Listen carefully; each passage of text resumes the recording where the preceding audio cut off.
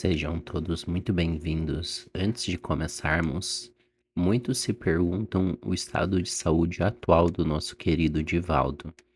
Então, até dezembro de 2024, Divaldo já está descansando em casa, em situação estável. Ele não sente mais dores, está apenas descansando mesmo e se recuperando. Para maiores informações, vamos buscar atualizar por aqui sempre que possível.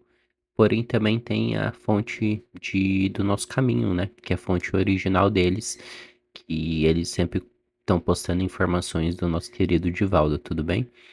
Então, agora vamos ao vídeo. Ficamos felizes com essa notícia, que o Divaldo já está se recuperando, já está em casa em situação estável e que continue assim até que ele consiga voltar a fazer as palestras, né? Que sempre alegram os nossos dias. Agora vamos ao vídeo, que está bem legal também. Senhoras, senhores, queridas irmãs, queridos irmãos espíritas, nossos votos cordiais de muita paz. Immanuel Kant, o notável pensador, escreveu com muita propriedade que havia duas questões que o deslumbravam. A primeira delas era a grandiosidade do universo, lá fora. E a segunda era a lei moral cá dentro de nós. Este pensamento do extraordinário filósofo ainda nos deve constituir motivo de reflexão, especialmente em um momento de natureza histórica, quando mais uma vez a sociedade terrestre é sacudida por informações falsas de caráter catastrófico, assinalando que estamos próximos do fim do mundo. Eu tenho 85 anos de idade e neste período eu já vi o mundo acabar-se 13 vezes. O que equivale a dizer que todas as informações eram falseadas. Porque existe na criatura humana, do ponto de vista psicológico, uma culpa ancestral coletiva.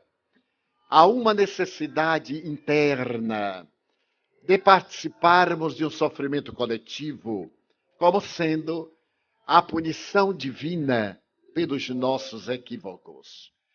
Iremos encontrar esse arquétipo sombra em nossa conduta na apresentação do dilúvio bíblico, quando a terra, dominada por torrentes de chuvas durante 40 dias e 40 noites, foi totalmente alagada, o que é impossível. Primeiro, porque jamais poderá acontecer uma calamidade desta natureza do ponto de vista astronômico. Ademais, 40 dias e 40 noites de chuvas torrenciais, de maneira nenhuma, poderia produzir o alagamento de todo o globo, que é constituído em 3/4 partes líquidas, que se apresentam como fatores constitutivos da sua realidade.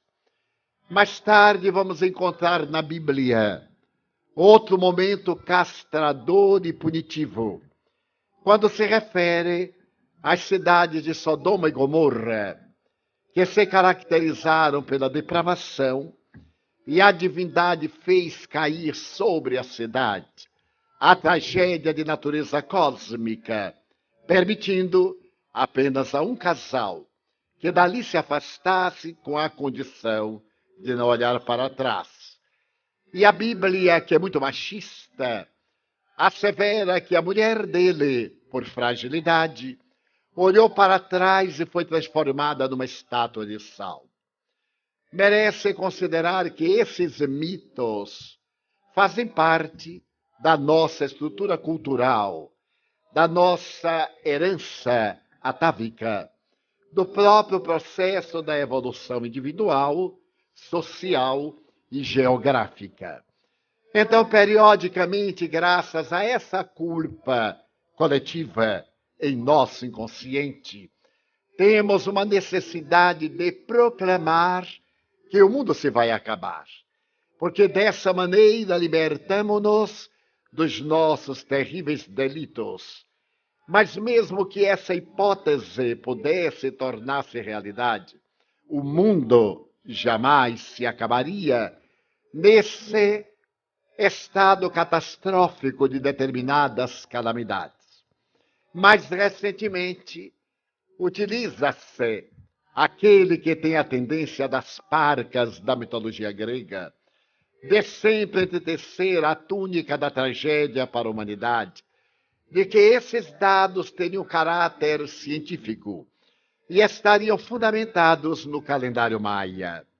Eu tive a ocasião de compulsar os 10 livros, especialmente norte-americanos, traduzidos ao português, a respeito do que seria essa tragédia, assinalada pelo dito calendário maia para o dia 21 de dezembro do ano 2012. Portanto, dentro de no máximo 40 dias, 30 e poucos dias. Essa referência parece sustentar-se no que se denominam as várias tragédias coletivas que têm ocorrido neste milênio. Por exemplo, recordamos-nos que no dia 26 de dezembro do ano 2004, às 8 horas e 15 minutos do horário de Brasília, a Terra foi sacudida por um tsunami que teve lugar no Oceano Índico, levantando com o choque das placas tectônicas uma onda de 30 metros que avançava na direção das praias com a velocidade de 800 quilômetros por hora, o que veio consumar afetando 11 países, especialmente a Tailândia, a Índia, Sri Lanka, as Ilhas Fifi e etc., e ceifando em 10 minutos 235 mil vidas. Pode-se dizer que foi a maior tragédia do novo milênio, do novo século, a partir, portanto, dessa chegada do ano 2000. No entanto, o que não se relata é uma questão ainda mais trágica. Aqueles que morreram, talvez, fossem liberados de problemas muito mais graves do que os que sobreviveram.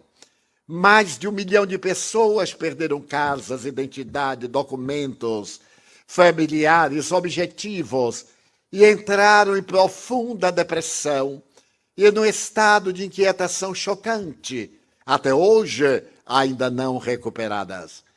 Mas esse tsunami logo foi absorvido pela nossa consciência coletiva, porque a criatura humana é um animal adaptável e nós temos fatores psicológicos que nos levam a uma adaptação em qualquer situação formal, irreverente ou especial. E quando já nos acalmávamos, fomos sacudidos por um outro choque, o tsunami na Cordilheira dos Andes, que afetou gravemente o Chile, ceifando a vida de milhares de pessoas na área do Pacífico. E nós novamente fomos sacudidos pela terrível tragédia, que logo depois teria continuidade. No outro tsunami, desta vez no Mar das Caraíbas, atingindo o Haiti, o país socioeconomicamente mais miserável das Américas. O que a mim me chama a atenção é que a área afetada pelo tsunami foi a área da pobreza, da miséria, exatamente da parte exposta àquela situação deplorável, em que mais de 100 mil pessoas tiveram as vidas arrebatadas e todos os bens despedaçados pela primeira e pelas ondas sucessivas. Nada obstante, no lado oposto da ilha, onde também está a República Dominicana, não houve o menor tremor na área dos spas, dos hotéis de luxo. E é claro que eu me perguntei o porquê de tanta miséria em volta da desgraça. A reencarnação explicará como teremos oportunidade de voltar ao assunto. Mas imediatamente adaptamos-nos. E nesse terrível tsunami, o Brasil vem desempenhando um papel notável, com a sua contribuição através da ONU, por meio dos casquetes azuis, quando tropas brasileiras têm mantido com outras nações o equilíbrio da comunidade total e moralmente destroçada. Já nos estávamos acostumando quando novamente a terra foi sacudida por um vulcão no Chile, que começou a eliminar um tipo de lava e pó que cobriu praticamente toda a Patagônia chilena e argentina, fazendo que o trânsito aéreo no Brasil, no Uruguai, na Argentina e no Chile fosse totalmente interrompido, principalmente no sul do nosso país. E toda aquela área coberta de cinzas com mais de meio metro de altura foi destruída, a vida vegetal, a vida animal. Mas nós sobrevivemos a essa situação calamitosa, quando então o vulcão da Islândia começou a atirar cinzas sobre a Europa e naturalmente houve um dano incomensurável de bilhões de dólares, quando toda a navegação aérea foi suspensa no continente europeu. E novamente nós nos adaptamos. E quando parecia que tudo estava muito bem, houve um novo tsunami, esse de consequências mais lamentáveis, acontecido no Japão, e abalando a usina de Fukushima, que contaminou uma área oficialmente de 30 quilômetros em volta do seu radiador atômico. A realidade, porém, é muito maior do que os dados oficiais, porque se acredita que mais de 100 quilômetros do epicentro permaneceram com uma grande contaminação. Mas os japoneses deram-nos o exemplo de dignidade e de solidariedade humana jamais sentido na história da humanidade, para poder desligar os grandes radiadores que continuavam contaminando. Homens de idade avançada ofereceram-se para entrar na usina, para contaminar-se, porque já eram pessoas idosas, próximas da morte, assim, poupando a juventude, aqueles que poderiam ser úteis ao país e à humanidade. E graças a esse sacrifício notável da cultura japonesa, foi possível desligar os grandes locais de radiação, impedindo que a calamidade trouxesse danos inenarráveis por causa dos ventos e das ondas do mar, que levariam a outras províncias, a outras nações. Mas numa análise mais profunda, os vulcanógrafos, os estudiosos das tempestades chegaram à conclusão de que isso está dentro da média aritmética. Sempre aconteceram tsunamis, erupções vulcânicas, maremotos, terremotos, geadas abundantes, e a camada de ozônio que se encontra violada pelo aquecimento global do planeta e pelos gases que nós emitimos, inclusive aqui na Austrália, fazem parte do nosso sistema galáctico. E se nós tomarmos providências ecológicas, poderíamos diminuir os danos que as nossas indústrias têm provocado, especialmente das grandes nações que não assinaram o Acordo de Kyoto no Japão e também este realizado no Rio de Janeiro, no corrente ano, quando do grande encontro em favor do ecossistema. Mas nada demais.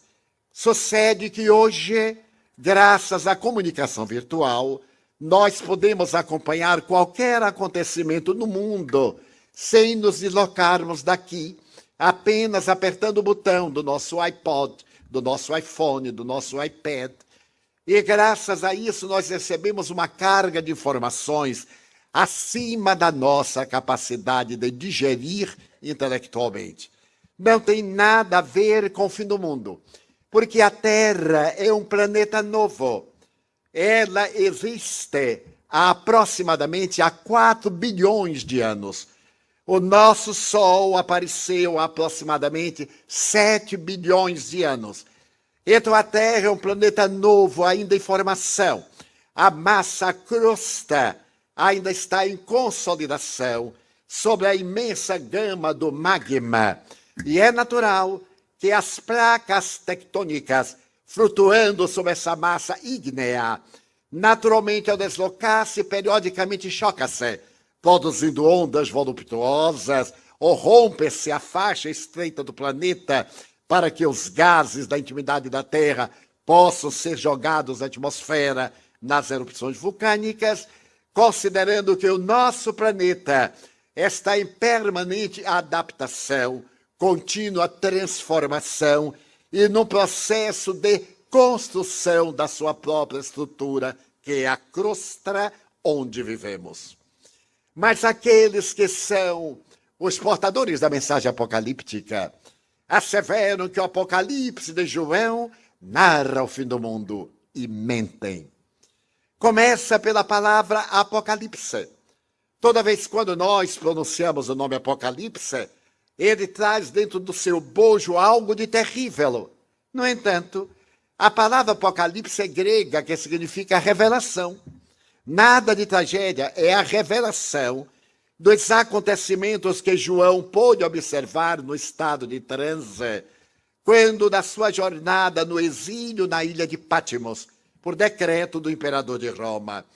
Nessa revelação, ele apresenta uma simbologia muito complexa a respeito do que seria o fim do mundo mau, dos tempos perversos, de uma humanidade sórdida, para dar lugar ao reino dos céus. Não seria do mundo geológico, do mundo físico, da criatura humana, senão das forças atávicas que ainda permanecem em nós como perversidade, egoísmo, orgulho, luxúria, e que nos tornam seres inteligentes, no entanto, abastardados pela conduta vulgar.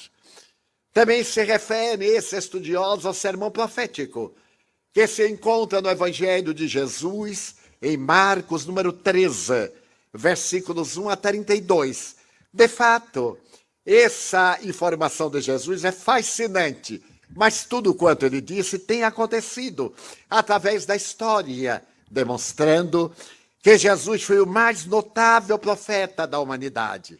E na balizada opinião da doutora Hannah Wolff, a extraordinária psicanalista freudiana do século XX, considerada a mais notável depois de Anna Freud, ela assevera que Jesus é o maior psicoterapeuta da humanidade. Porque todo e qualquer psicoterapeuta, para penetrar em nosso inconsciente, necessita dos nossos sonhos, das nossas imagens, das associações, para poder fazer que vomitemos, façamos a catarse daqueles conflitos que jazem em nosso inconsciente, gerando distúrbios de comportamento.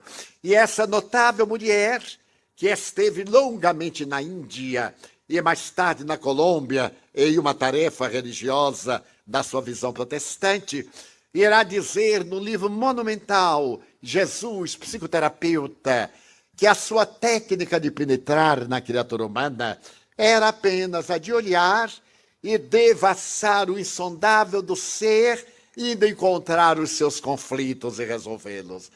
Desta forma, o Evangelho de Jesus relata-nos que estamos em um mundo transitório, como tudo transitório é na vida, e que marchamos inevitavelmente para o reino dos céus. Quem ainda não terá lido ou ouvido essa expressão, o reino de Deus está dentro de vós. É necessário conquistar o reino de Deus, que não tem aparência exterior. Mas desta maneira, esses indivíduos que vendem livros incoerentes e que se comprazem em gerar sofrimentos humanos, periodicamente nos seus tormentos angustiantes, estabelecem que o mundo vai se acabar. E, curiosamente, como nós somos pessoas impressionáveis e temos culpa consciente e inconsciente, toda vez que uma coisa dessa cai nas nossas informações, é como se fosse um alívio. Estamos sendo castigados, estamos sendo punidos. Nós adoramos ser castigados. É a velha tradição. Alguém vai andando, quebra a perna, ele foi castigado. Foi nada, foi desatenção, escorregou e caiu. Não tem nada a ver com castigo divino, porque Deus não é um ser antropomórfico, um velhinho sentado no trono escutando harpa paraguaia e se comprazendo com as nossas misérias. Esse é um conceito medieval. Allan Kardec perguntou aos espíritos: que é Deus? E é notável a pergunta, porque até o momento de Allan Kardec, a pergunta era sempre formulada de uma maneira equivocada. Sempre se perguntava quem é Deus. E o verbete quem significa o homem que. Se eu pergunto quem é você, eu me refiro a um ser humano. Mas se eu pergunto que é você, que coisa é você, é bastante diferente. E em francês, Allan Kardec pergunta qu'est-ce que Dieu? Que é Deus? E os espíritos respondem: a inteligência suprema e a causa primeira do universo. É uma definição cósmica, porque se Deus é o infinito, não pode caber numa definição. Se ele couber numa definição, ele é conteúdo, não é continente. E Allan Kardec, que era um homem profundamente materialista, quando conheceu o Espiritismo, pertencia à escola positivista de Augusto Comte, volta a perguntar: e que provas nós temos da existência de Deus? E a resposta é ontológica. Em um axioma que aplicais às vossas ciências. Todo efeito provém de uma causa, logo, aquilo que não foi feito pelo homem, por Deus foi feito. Nós veremos dentro de breves minutos. Desta maneira, o Deus a que nós reverenciamos não é um ser que tem prazer na nossa miséria, que se miscui em nossos problemas. É a consciência cósmica. Aquilo a que falava o filósofo Immanuel Kant, a grandeza lá fora e a lei divina dentro de nós, porque em nossa consciência está a lei de Deus. Allan Kardec perguntou aos espíritos, questão 621, do Livro dos Espíritos: onde está escrita a lei de Deus? E a resposta também é fascinante: na consciência. Falamos ontem sobre os 4 níveis de consciência. De acordo com o nosso nível de consciência, de cultura, de discernimento, o nosso entendimento é amplo, restrito. Para o homem primitivo, a adoração de um totem é a forma de expressar o seu amor a Deus. Matar um animal em holocausto ainda é a forma de expressar o seu sentimento a Deus. Nós outros, na consciência de si mesmo, na consciência cósmica, a coisa que mais agrada a Deus não são coisas, é a nossa transformação moral para melhor. Muitas vezes eu venho de uma outra religião, fui católico, com todos os meus familiares, e era muito comum nós fazermos promessas. Se eu ganhar a loteria, eu darei um pacote de vela ao Senhor do Bonfim. Eu sou baiano, e o Senhor do Bonfim é o santo protetor da Bahia. Mas é tão ridículo. Deus me dá $1 milhão e eu lhe dou um pacote de velas que custa 50 centavos. Então ele é mau negociante. Então nós temos este atavismo da promessa: ah, meu Deus, se eu ficar bom, eu vou proceder bem, como se isso fosse bom para Deus. Se eu vou proceder bem, é melhor para mim mesmo. Nada de prometer a Deus essas infantilidades, como da criança: se proceder bem, vai ganhar uma fatia de bolo. Então nós negociamos infantilidades com Deus, porque o nosso conceito antropomórfico a respeito de Deus torna-nos perpétuas crianças psicológicas. A doutrina espírita dá-nos uma visão de Deus grandiosa em nossa consciência, em nossa responsabilidade. Então pouco importa que alguém me censure, importa o que eu sou. Pouco valem as opiniões alheias, mas vale aquilo que eu realmente estou. Então essa proposta vem desmistificar todas essas manifestações terríveis, essas profecias de mentira que perturbam. Nos Estados Unidos tem havido suicídios. Para não morrer no dia 22 de dezembro, estão se matando hoje. Parece peru de Natal, que morre de véspera.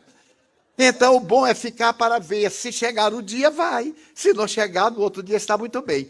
Eu marquei uma palestra em Brasília no dia 23 de dezembro. Só para provar que não vou morrer. Se o mundo todo morrer, eu vou fazer uma palestra para cadáveres. Então será uma maravilha, porque serei o único sobrevivente. Então, é muito comum nós ouvirmos dizer, não, mas o calendário Maia afirma que o mundo vai se acabar. Em realidade, há um calendário Maia. E a maior autoridade na cultura maia é o Dr. Orlando Casares. Ele é o diretor do Museu de Antropologia da Cidade do México. Nos meses de março e abril deste ano, ele fez uma notável exposição maia na cidade de Bogotá, na Colômbia, quando levou a pedra que se chama Tortuguero, onde está em hieróglifos o calendário maia. E nesse calendário maia não tem nada de fim de mundo. Primeiro, porque na cultura maia ninguém acreditava no fim do mundo. O fim do mundo é um conceito judaico-cristão. Noutras religiões, como entre os indianos, os parsis e outras doutrinas, não tem nada de fim de mundo. É uma questão cultural que nós herdamos dos profetas bíblicos e que introduzimos no Novo Testamento. Então diz o Dr. Orlando Casares que esse calendário foi criado no ano 3111 antes de Jesus. Tem, portanto, 5.000 e poucos anos. Mas é um calendário tão fascinante que nos deslumbra. Porque naquela época não havia astronomia, havia astrologia. E os maias somente conheciam a Terra, o Sol, a Lua e Vênus, que pensavam que era uma estrela e é um planeta que reflete a luz do Sol, por isso tem um brilho aparente. Eles construíram um calendário tão perfeito que o ano maia é constituído de 365 dias, igual ao ano astronômico por computador. A única diferença é que o nosso ano astronômico é constituído por 365 dias e 6 horas, alguns minutos e breves segundos, desse imenso movimento de translação do Sol, da Terra, em volta do Sol. Então, esse é um calendário de uma perfeição colossal. Porém, os maias adoravam deuses e tinham o calendário civil e o calendário religioso. O calendário religioso era constituído de 250 dias. E acontecia algo fascinante. Em cada 52 anos, coincidiam determinado dia na mesma data, demonstrando uma exatidão fascinante. Mas o calendário maia era mais complexo. Tinha o ano e tinha, de imediato, uma era curta, que era constituída por aproximadamente 5.125 dias. Era uma era curta. E tinha a era larga, que era constituída por 144 mil dias. Toda a era larga era chamada Baticum, no dialeto maia. Então, o Baticum era o período de 144 mil dias. Esse Baticum fazia um ciclo, e cada ciclo abria uma nova era. Nós estamos no 5º Baticum do calendário maia, que termina no dia 22 de dezembro do ano 2012. Então, iremos abrir um outro Baticum, uma nova era, que os maias dedicam ao deus Iocte. O deus Iocte é o deus da abundância, o deus da fartura. Então, este ciclo de guerras, de dores, de egoísmo para os maias vai acabar e vai iniciar-se um ciclo de venturas, de bênçãos, de misericórdia, de alegria, um reino dos céus. Coube a Allan Kardec fazer uma análise de que os mundos também evoluem. Como evoluem as criaturas, desde o ser primitivo ao arcanjo, questão 540 do Livro dos Espíritos. Tudo em a natureza progride, desde o átomo primitivo até o arcanjo, porque o arcanjo de hoje foi átomo de ontem, assim como o átomo de hoje será arcanjo de amanhã. Nós estamos no planeta inferior, porque somos inferiores. Mas o nosso planeta, à medida que nós evoluímos, também ele vai mudar.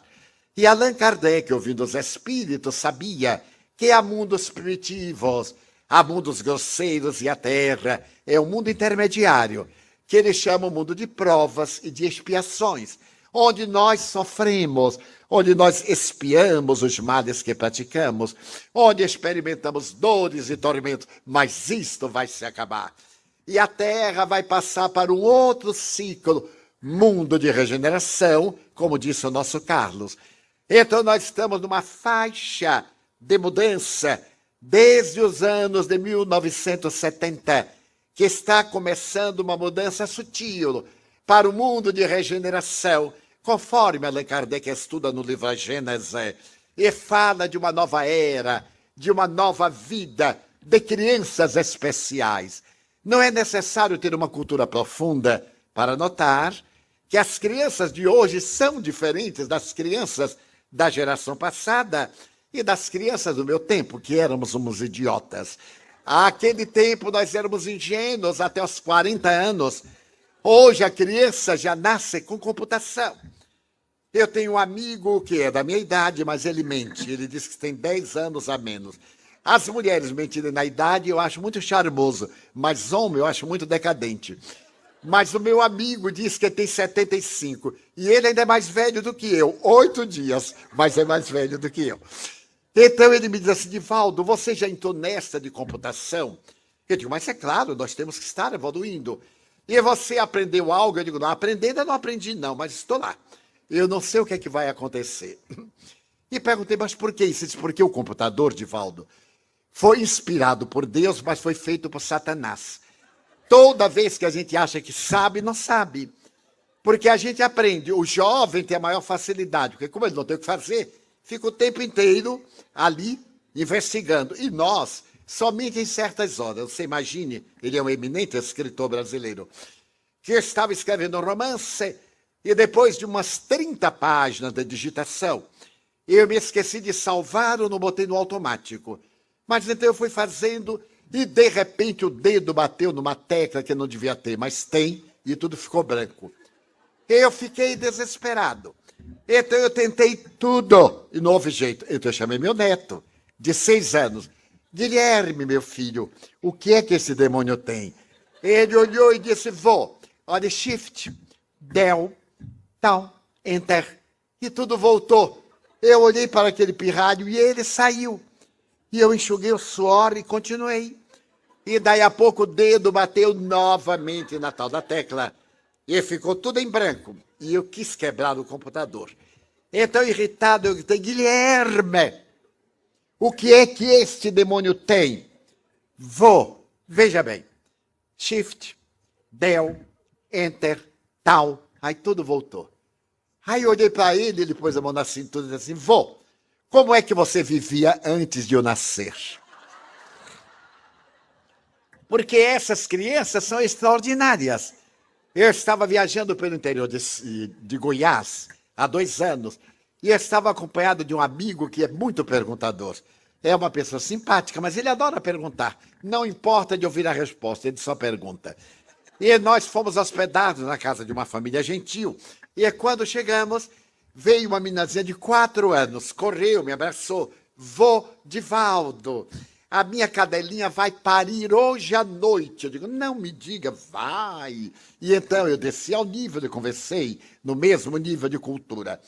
E meu amigo já ficou logo cheio de perguntas, eu lhe pisei no pé, para que ele se acomodasse. À noite, depois da conferência, quando nós retornamos, íamos fazer o lanche, eu sentei-me à sala, e a pirralhazinha veio correndo, e meu amigo perguntador, para ser gentil, interrogou, olá, então sua cachorrinha já teve neném? Ela disse, não, teve cachorrinho.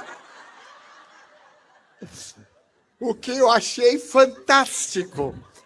Mas como a desgraça de alguém sempre passa para a gente, eu estava rindo dele quando ela pôs a mão nas minhas rótulas e perguntou, vô, eu posso lhe fazer uma pergunta? Eu digo, claro, pode, quantas quiser. Vô Divaldo, e quem fez Deus?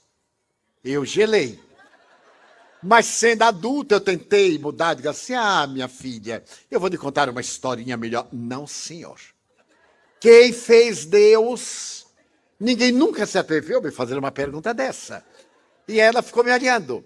Então não tive alternativa, raciocinei rápido e lembrei-me que João Evangelista diz que Deus é amor. Eu disse, olha, minha filha, quem fez Deus foi o amor. E quem fez o amor? Ele disse, foi Deus.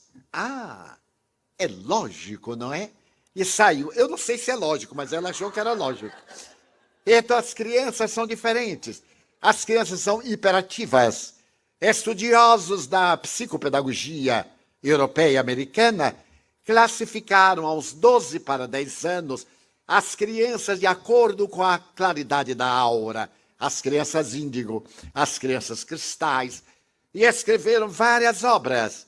Nós não podemos nem devemos classificar crianças que são sempre crianças, mas não há dúvida que é um número enorme de crianças hiperativas, as chamadas DDA, TDAH, aquelas que têm dificuldade de fala, de comunicação, irritáveis. É de tal forma o número dessas crianças na nova geração que a psicologia está criando uma pedagogia própria para poder atender esses pensadores do futuro. Então nós estamos no momento de transição planetária. Mas essa transição é generalizada. Há poucos anos o euro na Europa parecia ser a moeda internacional, agora em decadência. O dólar, que desde a Segunda Guerra Mundial assumiu cidadania, experimenta desde há poucos anos uma tragédia. E a economia norte-americana não consegue ainda o equilíbrio, o que permitiu que o Brasil ocupe hoje o 6º lugar na economia mundial no papel.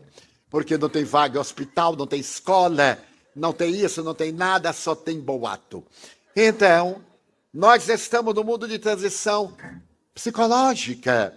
A depressão apresenta a estatística de 240 milhões de depressivos crônicos na atualidade. Se todos os leitos terrestres fossem aplicados para atender a depressão, seriam insuficientes. As doenças de Parkinson, de Alzheimer, os 200 e poucos tipos de cânceres que nos devoram, os transtornos de comportamento, a síndrome do pânico e etc., demonstram que nós estamos vivendo um momento clímax e que esse momento vai mudar para melhor. Mas através das tragédias, não necessariamente. Porque Deus é amor e a divindade dispõe de mecanismos próprios, quais a reencarnação.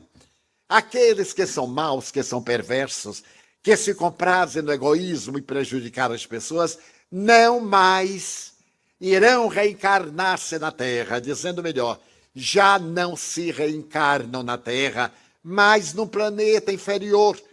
Quando nós estudamos a Bíblia, ouvimos falar que havia um anjo chamado Lúcifer, e que Lúcifer se rebelou contra Deus, e então Deus mandou o arcanjo São Miguel expulsá-lo do paraíso com as suas hostes, e eles foram para os infernos.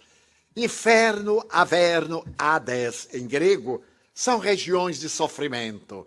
Então esta é uma manifestação mitológica para dizer que aqueles que se rebelam contra as leis naturais, as leis de Deus, não mais ficam no planeta em que as leis de Deus estão alcançando o seu estado mais elevado. Vão para mundos inferiores, no exílio. Porém, o exílio temporário, porque não é eterno. Só é eterno o amor, não há um mal eterno. Porque o mal é a ausência do bem, como a treva é a falta de luz. Então eles irão para um planeta inferior, onde levarão a nossa tecnologia, a nossa cultura, porque eles são intelectualizados, mas não são moralizados. É necessário desenvolver a inteligência e o sentimento. E Allan Kardec cunhou 2 palavras que sintetizam muito bem: desenvolvimento intelecto-moral. A pessoa ter uma inteligência lúcida, nobre e um caráter diamantino, transparente. O que acontece? Quanto mais inteligência determinado número de pessoas tem para aplicar no mal, na vitória sobre os outros, na corrupção, na degradação, na exploração de vidas, para quê? A vida física é tão curta. Ninguém quase atinge um século de existência, e que é um século diante de bilhões de anos que o nosso planeta tem, como nos referimos. Então é natural que haja uma mudança. E, ademais, espíritos de outra dimensão. Os mentores afirmam no livro que eu psicografei, Transição Planetária, que foi recorde no Brasil de divulgação, foram mais de 125 mil exemplares em apenas 6 meses, e mais recentemente lançamos uma continuação, O Amanhecer de uma Nova Era, do mesmo autor, que já é best-seller. Lançamos há 15 dias e já foram vendidas mais de 15 mil cópias.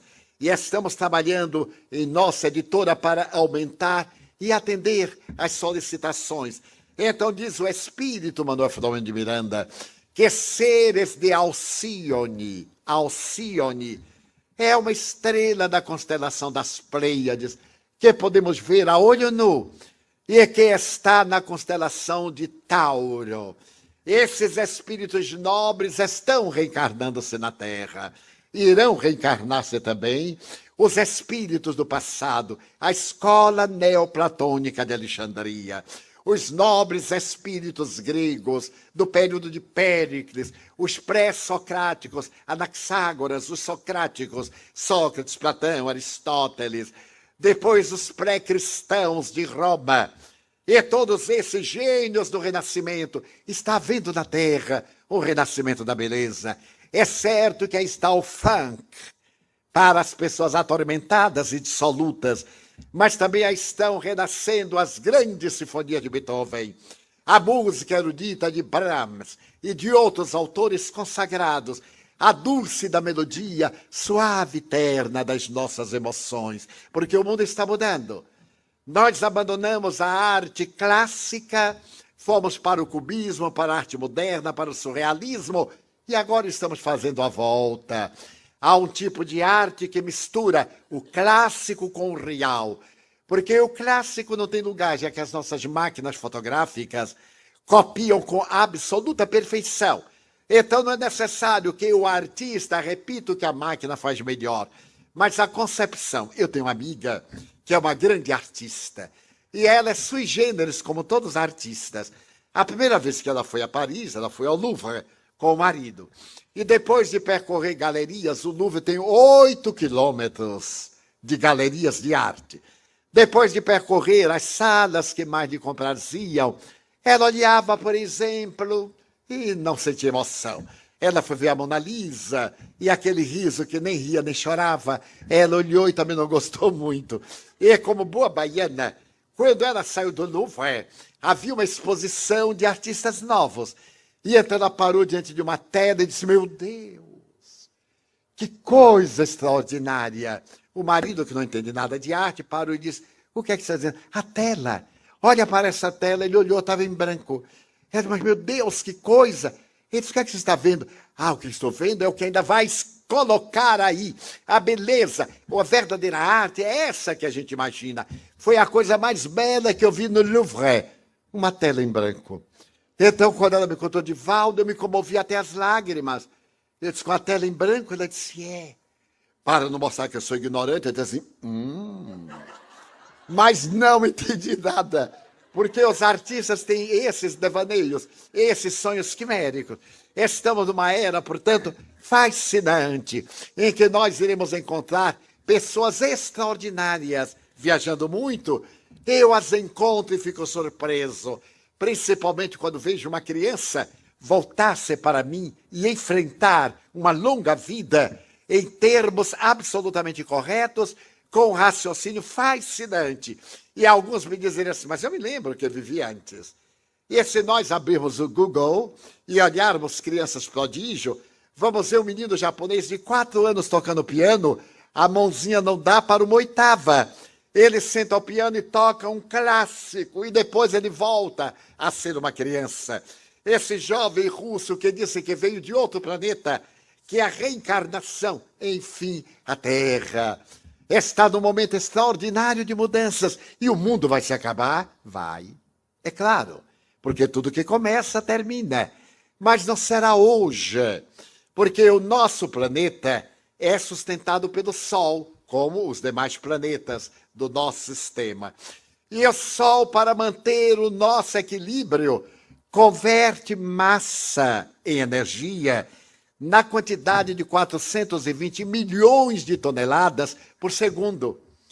Então há uma combustão que gasta 420 milhões de toneladas por segundo. E então o Sol vai morrer, porque vai acabar a massa. Ele não terá energia para a gravitação, para o eletromagnetismo, para a lei quântica forte, a lei quântica fraca. Então vai se transformar numa estrela anã. Mas quando isso se dará? Breve, dentro de 11 bilhões de anos.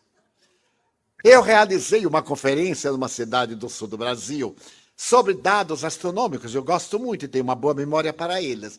Então eu fazia uma análise de certos dados fascinantes e fazia a comparação com a revelação do Espiritismo. E falei que o Sol ia se acabar e, claro, o sistema ia se consumir, porque se entrava em choque e se diluía. E quando eu terminei, veio uma senhora. Hoje é muito difícil calcular a idade da mulher, porque graças à cirurgia plástica, ao silicone, à massagem, a gente olha e nunca sabe. Ela chegou com o ar de 40, mas eu percebi que tinha 60, porque tinha assim umas marcas indeléveis. Não sei se os senhores sabem a técnica feminina que eu vou ensinar grátis. Depois dos 40 anos, a mulher não deve dar adeus assim, de maneira nenhuma, porque há uma sutil modificação estrutural. E essa foi uma amiga que me disse, a mulher que é mulher, ela dá adeus, porque aquela está perfeitamente rígida. Ninguém descobre a idade, mas essa, com os seus 60 e cara de 40, quando disse, Divaldo, eu vi os 60 anos. É verdade que o mundo vai se acabar? Eu disse, claro, é verdade. Mas quando será? Eu digo, não, não é agora. É dentro de 11 bilhões de anos.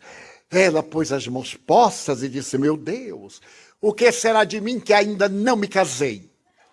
Vai ter tempo de casar, divorciar, renascer alguns milhões de vezes. Então o mundo vai se acabar sim, porque é uma questão astronômica. Mas ele pode se acabar por outros fatores. Se por acaso um asteroide, esses vagabundos do espaço, caírem na Terra. Já houve uma ocasião em que caiu um asteroide tão grande que levantou uma poeira que cobriu o planeta por milhões de anos. Quando então extinguiram-se os dinossauros.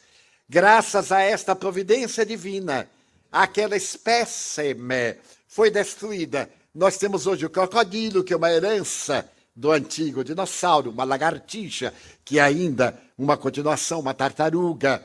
Mas aqueles monstros pré-históricos, esse terrível astro, ao levantar a poeira, tirou a oxigenação, apagou a luz do Sol e a vida extinguiu-se.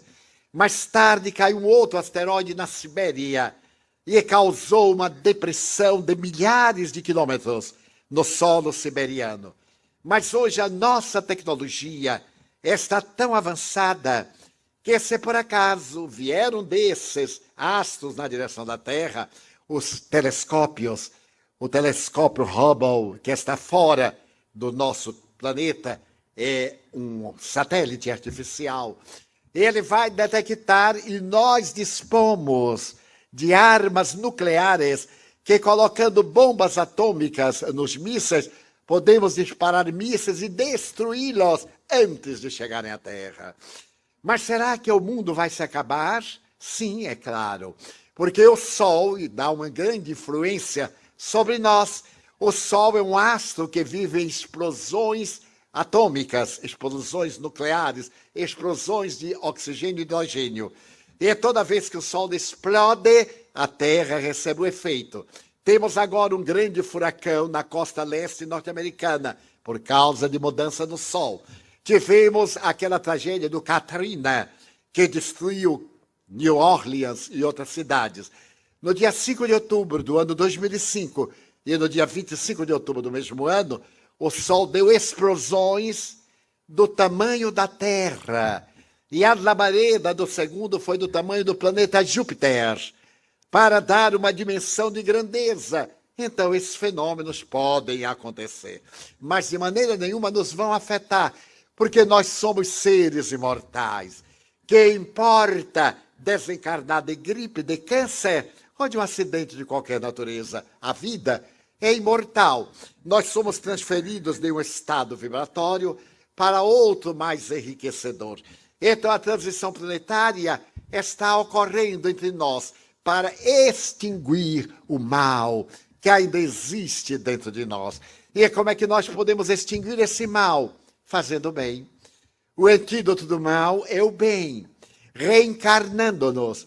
Um dia o príncipe Siddhartha Gautama, o Buda, perguntou ao discípulo qual é o oposto de vida. E ele disse morte, e não é. O oposto de vida é renascimento. Porque nós estamos amortalhados no corpo. A morte é o desvestir e o renascer. E o reencarnar é a morte da aparência. Porque nós mergulhamos no escafandro carnal e perdemos um pouco da nossa lucidez. Então estamos no período de transição. E deveremos ajudar essa transição através das nossas atitudes. Quem é de nós que não tem mágoas, que não carrega ressentimentos? Como nós somos ingênuos. Alguém nos faz o mal e nós ficamos cultivando esse mal que vai nos dar distúrbios digestivos, que nos vai criar problemas emocionais. O amigo nos abandona, trai, o amante nos deixa, masculino ou feminino, e nós ficamos tão magoados que fazemos um câncer e nos destruímos. Então a mágoa, diz um provérbio indiano, a mágoa é uma brasa que colocamos na mão para jogar no inimigo. Mas enquanto nós carregamos a brasa, ela está queimando a nossa mão. Então não vale a pena guardar mágoa. O nosso dever é, quando alguém nos ofende, não dar importância. Porque a importância que nós damos é que dá valor. Se não dermos valor, isso não tem nenhum significado. Desta maneira, a proposta deste mundo de regeneração, dizem os espíritos, é buscarmos o nosso sentido existencial. Qual é o meu sentido existencial? Todos quase que aqui estamos, somos estrangeiros numa terra generosa. Alguns adquiriram cidadania, outros não. Uns estão em trânsito, outros estão estudando, outros estão construindo o seu futuro. Mas qual é o objetivo? Naturalmente, ter comodidade financeira, ter um lar bem estruturado, ter uma família, ter o prazer. Mas tudo isso é sensorial, observem, que é para o corpo. Porque muitas vezes nós temos tudo isso e não temos paz. Não nos sentimos plenos, temos medo do amanhã, fazemos depressão, fugimos para o álcool, fugimos para a droga. A primeira vez que eu fui à Dinamarca, aconteceu-me algo muito peculiar. Eu ainda não conhecia a cultura dinamarquesa. E estava na capital para proferir uma conferência. E os amigos levaram-nos ao almoço. O avião atrasou um pouco. E o almoço começou às 14 horas. A conferência era às 18 horas. Então estávamos no restaurante quando chegou o garçom e pediu ao amigo, eu não entendo dinamarquês, que estava na hora de encerrar, porque às 15 horas aquela rua se fechava. Porque ali era o local de drogas, em que os viciados enchiam a rua para aplicar-se substâncias ilícitas. Era uma autorização governamental. Eu então fiquei surpreso. E disse ao meu amigo, vamos encerrar o almoço, mas eu gostaria de ficar para poder fazer um estudo psicológico dos jovens. E fui observando a chegada daqueles rapazes, daquelas moças, daqueles anciãos, que ali tinham o direito de usar a droga naquela área. O mesmo que acontecia na Suíça. Havia um parque bem no coração da Suíça, em que era permitido a aplicação de drogas, como em Viena, no metrô e etc. E então eu ia observar. Eram pessoas lindas, geneticamente bem feitas, rapazes e moças, verdadeiros deuses da mitologia, Vênus de Milos ou Apolo de Belvedere. No entanto, absolutamente felizes. Por quê? O corpo era belo, mas o espírito era primitivo. O espírito ainda estava dentro do conceito de taba, tribo, de grupo, de necessidades chocantes, vazio existencial. Eram os conflitos da infância maltratada, dos pais descuidados, das necessidades éticas que não tiveram oportunidade de desenvolver.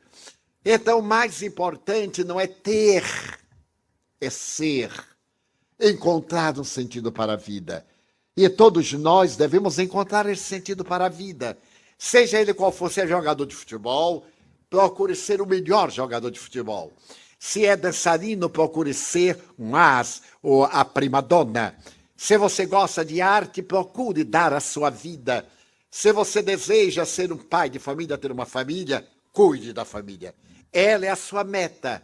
Como disse o grande neurologista e psiquiatra Viktor Frankl. Viktor Frankl viveu em vários campos de concentração da Segunda Guerra Mundial. Ele era judeu e terminou por viver em Auschwitz. Nós visitamos Auschwitz há 2 anos, no mês de maio. E eu estive bem na cela em que ele esteve. Este homem sobreviveu ao martírio do campo de concentração. Viu seus pais serem assassinados, sua mulher, todos os familiares, e ele sobreviveu porque disse, eu tenho que sobreviver. Eu tenho a meta, denunciar os crimes nazistas. Então eu vou sobreviver, e sobreviveu. É muito comum nós dizer, eu não aguento, ainda mais nós latino-americanos e brasileiros, adoramos ser infelizes. Já notaram como nós gostamos de ser infelizes? Como vai? Mais ou menos. Não tem nada de mais ou menos. Estou bem, estou vivo. Pode haver nada melhor do que estar vivo. Pior é quando está morto, congelado, aí não tem mais jeito. Então nós adoramos essa infelicidade. Eu fui funcionário público, Deus me deu esta alta honra. Eu fui funcionário público. E ser funcionário público no Brasil é uma prova. E Deus achou pouco, eu me tornei chefe de seção. Então eu tive a expiação. E eu tinha uma colega que adorava ser infeliz. E eu sempre fui muito otimista. Atendi o balcão, porque eu gosto de conversar. Aliás, eu não sou de conversar muito, tá se vendo. E eu estava ali atendendo. E um dia ela chegou para mim e perguntou assim, Divaldo, como é que eu estou? Estava acabada. Eu olhei para ela, pálida, o cabelo partido no meio, descida. Eu digo, minha filha, você mora na cidade de Salvador, na praia, tome sol. Não. Vá a um teatro. Não. Eu disse, mas coitada. Ela, obrigado.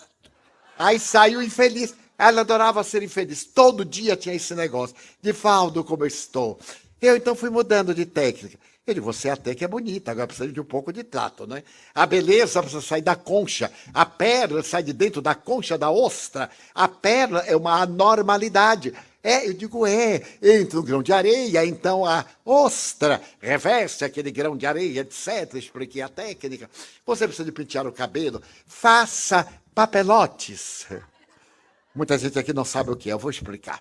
Antigamente não havia esses aparelhos. E a mulher tinha o cabelo liso. Então ele rolava um pedacinho de papel, prendia com um grampo. E como não havia laque, colocava cerveja fermentada. Imagine o que os maridos sofriam. Aquela criatura com aquela cabeça de papelote, cerveja, o homem dormia até não ter como. Eu digo, faça os papelotes, porque no sábado eu tirava o papel, o cabelo ficava cacheado, né? Agora temos escova progressiva, isso e aquilo, uma maravilha. E ela dizia assim, não, foram meses, eu não conseguia tirá-la da sua infelicidade. Certo dia ela chegou e eu não estava bem, porque de vez em quando também eu me permito um pouco de não estar bem. E ela perguntou, Divaldo, como é que eu estou? Eu disse, péssima. Com esta cara de quarta-feira de cinzas, qual é o homem que vai olhar? Dá uma melhorada, coloca um ruja. Era um pouco de papel crepom vermelho, fazia 2 rodas. Põe um batom, dá uma melhorada. Ela disse, nossa, você está pior do que eu. Ficou boa. Nunca mais me perguntou. Toda vez quando ela chegava, dizia assim, estou ótima, eu digo, se bem se vê. E arranjou até namorado, vê? Eu tenho receita para quem não está conseguindo nada. Pode falar comigo que eu sou um pouco Santo Antônio. Eu me precavi para poder ver os outros sofrerem. Então, eu não me casei, mas eu ajudo os outros a casar-se. Mas é um pieguismo. A vida nos diz, seja alegre, jovial. Não queira que ninguém tenha compaixão de você. Desperte amor, não piedade. Porque quando nós despertamos piedade, uma pessoa joga sobre nós uma onda negativa, uma onda depressiva. Coitado. Já notaram que palavra horrível é esta em português? Ele é um coitado. E minha mãe dizia, coitado é quem tem ferida nas costas, porque não pode se deitar. É um coitado. Nós não somos coitados, nós somos agentes do progresso. E por isso veio uma ciência como o espiritismo para nos dar a psicologia da alegria, a psicologia do bem viver. Certo dia, eu psicografei uma página de um espírito jovem, e o jovem diz o seguinte: Divaldo, se alguém algum dia fala mal de ti, agradece a Deus, porque ele poderia te esbofetear. Mas se alguém te esbofetear, agradece a Deus, porque ele poderia te matar. E se alguém te matar, agradece a Deus, porque tu és vítima e poderia ser o assassino. Que lição notável! Nós sempre estamos bem. Se alguém nos acha feio, que maravilha! Eu tenho uma amiga que foi a pessoa mais feia que eu já encontrei. Eu era seu amigo mais por compaixão do que por amizade, porque ninguém falava com ela. Ela não era feia, era horrível, coitada. E eu era seu amigo. Nós conversávamos, mas eu não olhava muito para o rosto dela. Conversava olhando para um lado para o outro. E um dia chegou à nossa cidade do interior da Bahia um homem lindo, um verdadeiro artista de cinema daqueles tempos, um Tyrone Powell, um Errol Flynn, hoje seria um Brad Pitt, etc. E todas as moças enlouqueceram. E ele foi namorar com a horrorosa, o que causou um escândalo na cidade. Sabe que cidade do interior ninguém se preocupa com a vida alheia. E então todo mundo sabia de tudo. E por uma coincidência, tornamos-nos amigos. E um dia eu não aguentei, porque homem não é curioso. Curioso é mulher. A mulher sabe tudo e conta para o homem. Então não precisa de ser curioso, ele sabe que vai ser informado. Mas ele se tornou meu amigo. E um dia eu digo assim: nossa, você gosta realmente de fulana? Mas não disse por quê. Ele disse: adoro, Divaldo. Eu digo: interessante, né? Porque as moças mais bonitas andam de olho em você. Ele diz: pois é. Eu escolhi a mais feia. Eu sei o que você quer perguntar. A mais feia. Eu digo: não. Nada melhor do que um pouco de hipocrisia. Ele digo: não. Até que não. Qual? De jeito nenhum. Não, eu sei que ela é feia. Eu sei que ela é horrorosa. Mas ela é um ser fascinante. Então eu descobri que eu gostava dela por causa da voz. Ela era portadora de uma voz encantadora. Porque todos nós temos dons que não sabemos utilizar. E ela sabia. Ela sabia que era feia, mas sabia conquistar. Tinha uma tonalidade, uma verve, um fair play, que fascinava. E ademais, Divaldo, eu sou o ciúme em pessoa. Eu a escolhi porque eu sei que ninguém vai querer. Então aí eu estou em paz. Casaram-se meus amigos. E a aberração, os filhos são lindos. Saíram a ele o poder genético. Então nós temos tesouros que Deus nos deu para tornar a nossa vida encantadora. Então nesse momento em que todos temos problemas, todos, sendo que alguns de nós administramos melhor do que os outros. Nesse momento difícil, que nos seja lícito cultivar alegria. O espírito Joana de Ângeles, a mentora espiritual, me propôs a técnica da felicidade em 5 itens. Notem que sutileza. Primeiro, a vida é bela. Todo dia, quando eu abro a janela, quando eu desperto, abro a janela da minha casa, ou da casa em que eu estou, e olho a natureza e digo: meu Deus, a vida é bela. A beleza não está lá, está nos olhos de quem a contempla. Porque pessoas encantar-se-ão com esse arrojo floral, e outros nem notam. E olham com a maior indiferença. No entanto, é belo para os meus olhos. Nós temos que colocar beleza íntima para ver as coisas adornadas da sensibilidade da beleza. Então, primeiro item, a vida é bela. Segundo item, há sol brilhando dentro de mim. Há sol brilhando dentro de mim. Porque o sol que brilha fora projeta sombra. Mas se eu tenho uma luz dentro de mim, como um gás neon ou uma lâmpada fluorescente, tudo é luminosidade. É necessário que o sol da nossa alegria irradie claridade onde quer que nós estejamos. É necessário que a nossa vida deixe pegadas luminosas, apontando o rumo da nossa plenitude. Terceiro, eu nasci para amar. A maioria nasceu para ser amada. Todo mundo quer ser amado. Eu tenho um amigo que me diz, eu só me casarei com a mulher ideal. E depois de muitos anos eu o encontrei. E perguntei-lhe, então, casou-se? Ele disse, não. Mas você não encontrou a mulher ideal? Eu encontrei. E por que não se casou com ela? Porque ela estava procurando o homem ideal. Então nós sempre queremos que o outro seja o que nós não queremos ser. E não encontramos, porque é uma projeção do nosso inconsciente. Então é necessário que nós nascemos para amar. Aprende-se a amar. Amplia-se o amor. Então nos cabe amar. O que é amar? É enflorescer-se para perfumar em derredor. É abrir os sentimentos profundos para que brote a sensibilidade e consiga contagiar com esse mimetismo uma boa palavra, um sorriso, um aceno, qualquer gesto que diga ao outro que ele é importante. Aprendermos a valorizar o outro. Notem que nós temos um complexo de inferioridade. Quem sou eu? E mesmo entre os espíritas eu noto isso. Eu consigo ver o espírito. Afinal, eu sou um pobre coitado. Eu não sou um pobre coitado. Certo dia um amigo disse, nossa, Divaldo, você é tão presunçoso. Eu digo, com toda razão. Eu sou filho de Deus. Se eu sou ordinário é porque o pai não é grande coisa. Agora, se o pai é grande coisa, eu sou herdeiro. Ainda não alcancei a minha herança, mas eu sou herdeiro. Eu estava na cidade do México e naquela época houve o terremoto.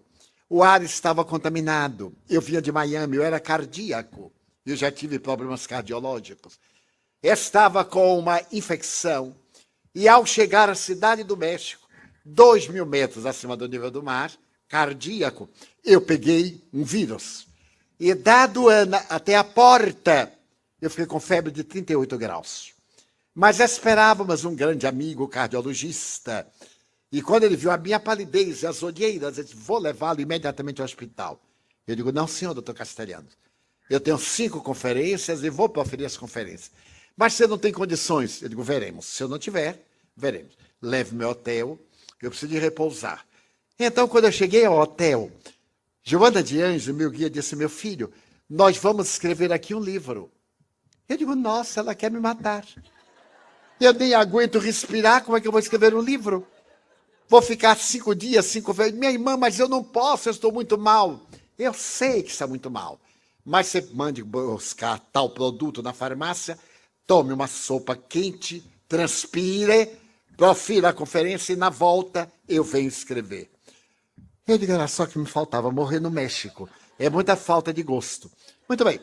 Fui à conferência, realizei a conferência no imenso salão, voltei e quando eu ia me deitando, ela, vamos trabalhar. Não tive jeito, levantei e comecei a psicografar, até às 5 da manhã. Então, naqueles 5 dias, eu psicografei um pequeno livro. Ela não me deixa ler, eu só leio depois do prefácio. E no último dia que eu viajava ao Brasil, às 5 da manhã, ela deu o prefácio e deu ao livro o nome O Filho de Deus. Eu ali vi, Son of God. Então, eu recebi o prefácio e fui ler, mas eu fiquei deslumbrado. Porque o primeiro capítulo diz mais ou menos assim, tu és filho de Deus. Tu és herdeiro do universo. Eu achei aquilo tão maravilhoso. Abri a janela do hotel no 40º piso. Olhei a cidade do México, que é num pântano imenso dos maias antigos. Os edifícios rasgando a neblina. O céu estrelado. Eu então fui lendo encostado à janela, ainda febril, e eu digo assim, meu Deus. E ela aqui ao lado, eu disse, minha irmã, então tudo isso é meu? É, meu filho. Toda a cidade do México é meu filho. As estrelas é meu filho. Minha irmã, e quando é que eu vou herdar isto? Ela disse, quando Deus morrer. Eu estou esperando, né? Na hora que ele morrer. Então eu sou filho de Deus. Esta misericórdia está dentro de mim, comove-me, deslumbra-me. A sinfonia das galáxias canta no âmago do meu coração. Então é uma alegria imensa, eu nasci para amar. Se a pessoa não me ama, o problema é da pessoa. Mas o meu problema é amar. 4º item, o mal que me fazem não me faz mal. O mal que me faz mal é o mal que eu faço, porque me torna um homem mau. É um lindo jogo de palavras. Se alguém aí deseja que eu morra, perdeu seu tempo, porque eu vou até o 100, está tudo firmado, garantido. Então o mal que me faz, não me faz mal nenhum. Eu venho de uma cidade onde o feitiço, graça, e muita gente acredita, eu digo, façam para mim. Eu dou um lenço, porque diz quando dá um lenço que pega. Eu dou um lenço, pode fazer. Pode mandar uma galinha de feitiço que eu como assada, com o maior prazer, eu e os orixás, sem o menor problema, porque há uma lei de causa. Ninguém pode mudar o meu destino, sou eu quem muda através das minhas ações. Então isso é uma certeza inabalável. Só me acontece o que é de melhor para o meu progresso. Então o mal que me fazem não me faz mal. O mal que me faz mal é o mal que eu faço, porque eu me torno um indivíduo mau. Então quando eu faço mal a alguém, ruim para mim. Mas quando alguém me faz o mal, ruim para ele. Eu continuo mesmo. Então isso nos dá uma imensa felicidade. Nós trabalhamos e um colega quer tomar o nosso lugar, faz fofoca. Problema dele que é um infeliz. Ah, mas ele não gosta de mim. Ótimo, toda vez que me ver ele vai ter dor de cabeça. E eu continuo numa boa. Então, quinto item, eu nasci para servir. Não pode haver nada melhor do que nós nascermos para servir. Essa é gentileza, o culto da gentileza. A gentileza produz gentileza. O mal gera o mal. O pântano mata. O jardim abençoa. Então sejamos jardins deste mundo de transição. Se nós encontramos pessoas perversas, ingratas, perturbadas, não nos deixemos influenciar. Demos a nossa mensagem gentileza. Digamos uma boa palavra. Procuremos sorrir um pouco mais. Procuremos demonstrar que a nossa vida tem um sentido ético, estético, estésico. Vale a pena viver. Não é viver assim, eu nem sei para que estou aqui. Já era tempo de saber. Quando é que vai saber depois de morto? Aí já passou a oportunidade. Então pergunte-se, e o Espiritismo lhe dirá a resposta. Jesus compadeceu-se da humanidade e ele veio com o nome de Espírito de verdade. Dizer-nos, venho como outrora transviados filhos de Israel, trazer a esperança e a guarda de uma nova era. Então, bem-aventurados estes, que estamos nestes dias de transição para uma nova era. Eu estou relativamente ansioso para viajar na direção da imortalidade e retornar rápido para ver a grande mudança que está na Bíblia de uma forma simbólica, a grande Jerusalém. É, naturalmente, uma imagem israelita, a grande Jerusalém, o reino dos céus, onde não haverá degenerescência orgânica, onde não haverá miséria moral, socioeconômica, onde nós realizaremos o reino de Deus desde hoje. Então isso produz um encantamento em nossa alma que nos sensibiliza e todos nós podemos contribuir. É muito comum dizermos, mas eu não tenho nada. Pois eu direi, Senhor, eu gostaria de ser uma via láctea de estrelas, para que as noites da terra fossem mais belas. Mas na minha pequenez, eu te peço desta vez, já que eu não posso ser um central de astros, permite-me ser um pirilampo na noite escura, iluminando a amargura de quem anda na escuridão. Eu gostaria de ser um jardim de flores de todas as cores, para embelezar a terra, mas a pobreza que minha alma encerra, se eu não puder ser um jardim, deixa-me ser uma rosa solitária na frincha da rocha, colocando beleza no altar da natureza. Senhor, eu gostaria de ser a chuva generosa, que tombando sobre a terra porosa reverdecesse o chão. Mas se eu não conseguir, eu te quero pedir para ser um copo com água fria, matando a sede, a agonia de alguém na desesperação. Eu queria ser um trigal de frutos maduros para acabar com a fome na terra, mas a certeza que minha alma encerra eu nunca lograrei. Então eu te pedirei para ser um grão que, caindo no chão, se multiplique no milhão e reverdeça na humanidade em forma da dádiva do pão. Eu gostaria de ser a montanha altaneira, de onde se tivesse a visão da terra inteira. Mas se eu não lograr, eu te quero rogar para ser uma pedra pavimentando o chão, por onde os heróis alcancem a multidão. Eu desejaria ser um pomar de frutos maduros, para matar a fome da humanidade. Mas na minha pobreza eu desejo ser pelo menos uma árvore, projetando sombra no chão.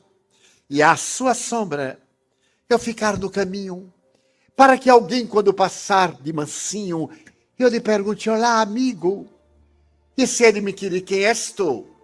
Ele possa dizer: sou teu irmão, dá-me tua mão, sou teu amigo, irei contigo.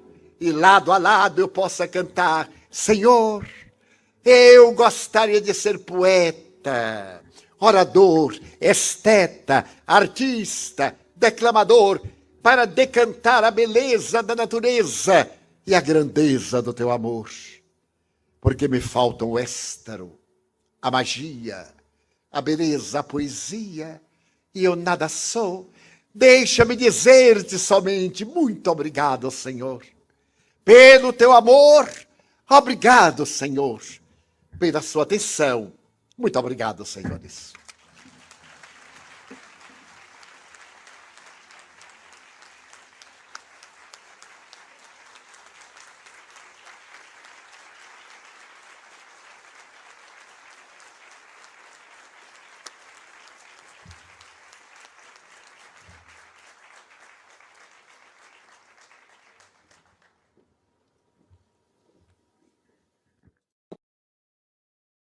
O que o senhor diz sobre a previsão do equinócio e alteração do grau do eixo da Terra, ocasionando o degelo das calotas polares e o desaparecimento de áreas como quase toda a Europa e parte da costa brasileira?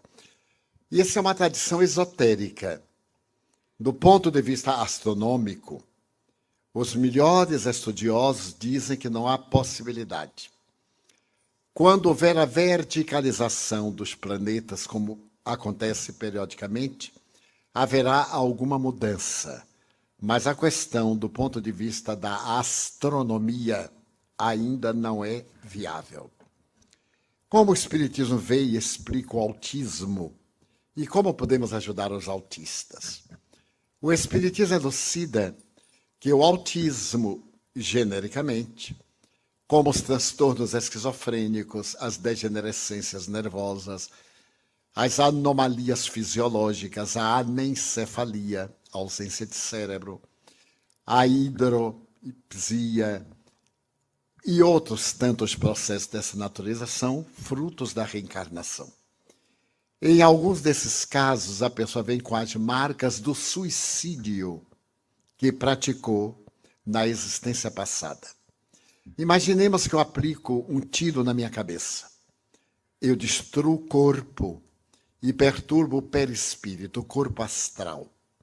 Quando eu me vou reencarnar, esse perispírito, esse modelo organizador biológico, vai plasmar um cérebro deficiente. Se eu dou um tiro no coração, eu me reencarno com uma problemática cardiológica. Se eu aspiro um tóxico, eu então reencarno com problema digestivo ou pulmonar. De acordo com o tipo do meu suicídio, eu gero uma problemática muito grave. E os pais? Foram pessoas indiretamente envolvidas naquele drama. Imaginemos, eu sou uma pessoa de pele branca e quero casar-me com alguém de pele negra, marrom ou amarela. E os pais impedem, como era comum no passado. Não tendo resistências morais, eu opto pelo suicídio. A decisão é minha, mas os fatores que contribuíram foram dos meus pais. Eu reencarno na mesma família para juntos resgatarmos eles a intolerância e eu a imprevidência. No caso do autismo, falando em tese, Normalmente, o autista de hoje é um suicida de ontem. Ele reencarna com limitações. Quer fazer? Amar. Porque ele tem limite, mas ele tem um cérebro perfeito e tem um tipo de raciocínio lógico. A cinematografia internacional tem apresentado películas de grandes autistas que são verdadeiros gênios. E os americanos têm narrado vidas de pessoas absolutamente destituídas de parte do cérebro e que são grandes gênios. Eles até denominam como gênios deformados. Então, aqueles que convivem com autistas, tratá-los naturalmente, com muito carinho. Se eles estiverem na fase agressiva, porque às vezes é um autista agressivo, é necessário a medicação para acalmar o sistema nervoso. Mas se não for um tipo agressivo, for um tipo introspectivo, trabalhar para que ele saia daquele mutismo, daquele silêncio. E isso nós conseguimos com resultados expressivos. Como podemos ajudar aqueles que desencarnaram por opção própria e não se querem, não se dão conta do que aconteceu com eles? São suicidas. Poderemos ajudá-los orando por eles. Porque o suicídio é um dos crimes mais cruéis que nós cometemos. Primeiro, é um ato covarde. Depois, é um ato de ingratidão. A pessoa tem um namorado, uma namorada que larga e se mata. E aqueles que o amam? Então a pessoa é sumamente egoísta. Porque com seu ato vai ferir os que ficaram. É um ato de terrível rebeldia e de ingratidão. Então, se eu tenho uma decepção, eu tenho que lutar para vencer a decepção. E não destruir o corpo, porque a decepção continua. E eu vou magoar todos aqueles que me amam, que confiam em mim. Então, o suicida sofre muito. Primeiro, despertam, não morreram, não se viram livres do problema. E adicionam a forma como se suicidaram aos dramas morais que carregavam. Vamos supor que eu me atire sobre as rodas de um trem. Há o esmagamento, a morte física. E durante anos, aqueles anos que eu deveria viver normalmente, eu irei experimentar a tragédia do trem esmigalhando o meu corpo. Porque as sensações permanecem no espírito. O corpo imprime no espírito as suas necessidades. O espírito imprime no corpo as suas necessidades. É, portanto, como uma cãibra. Colocamos uma postura, quando tiramos, a circulação é deficiente, por causa do hábito. Então, nós podemos ajudar os suicidas orando, tendo o sentimento de compaixão, falando-lhes mentalmente sobre arrependimento, sobre a misericórdia de Deus, as futuras possibilidades. Mas ele é que tem que se ajudar. Com o arrependimento e o pedido de perdão, nos é retirada a pena ou continuamos com o efeito da lei de causa e reação?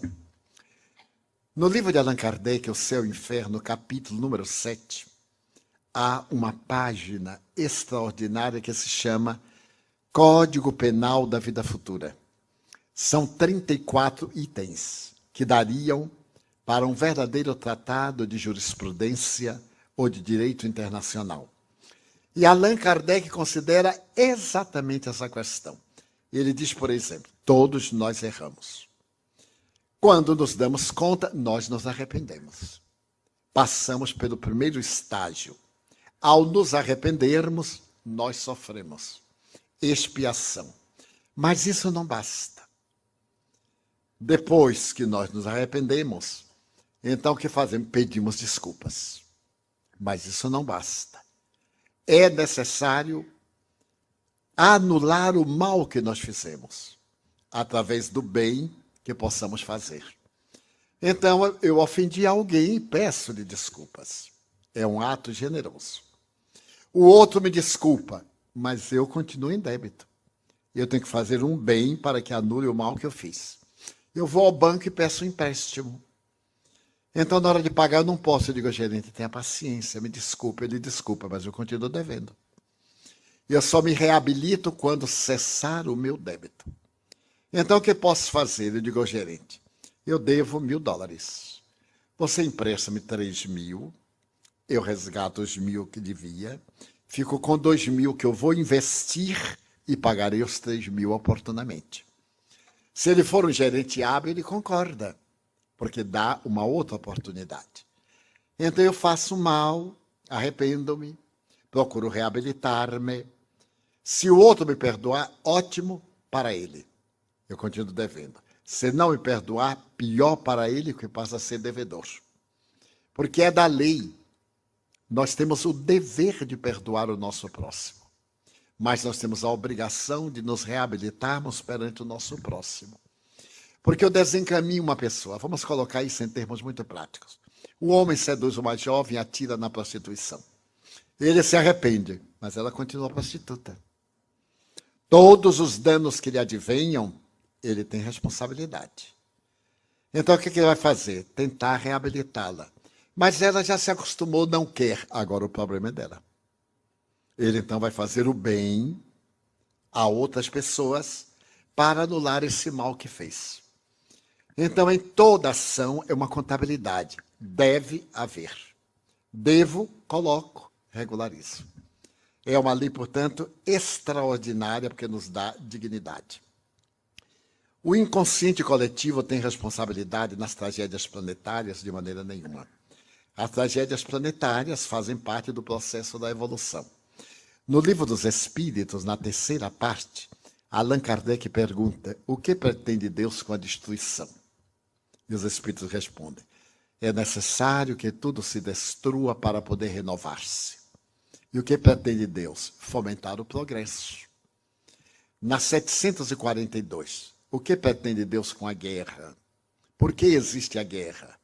Por causa da predominância da natureza animal do indivíduo sobre a natureza espiritual e o desbordar das paixões. E o que pretende Deus com a guerra? Apressar o progresso, porque aquele que não ouve o amor ouvirá o sofrimento. Portanto, é uma lógica. A doutrina tem uma lógica, uma ética cartesiana, perfeitamente básica. Como interpretar a relação do Oriente contra o Ocidente? Se o homem tem o poder de destruição através das armas nucleares, mesmo assim o mundo estará protegido da destruição? De maneira nenhuma. É o quarto fator que pode haver o fim do mundo, uma guerra nuclear. Mas esta guerra nuclear, dizem os estrategistas militares, não acontecerá. Acontecerão guerras locais, porque uma guerra nuclear, o vitorioso morrerá em cima do vencido. Porque a radiação será levada pelos ventos para o mundo inteiro e todo mundo sofrerá o efeito da desintegração nuclear.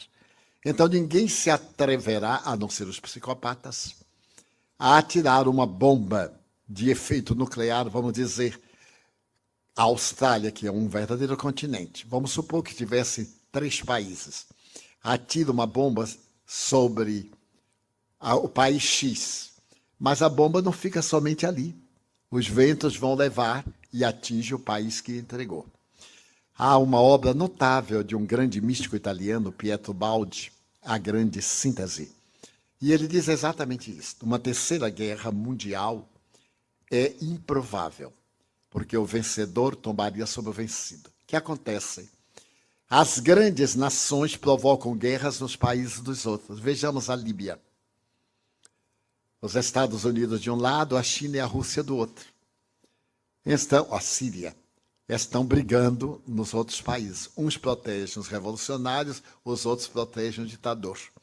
E assim eles se liberam das armas ultrapassadas. Porque os depósitos de armas estão sempre em renovação.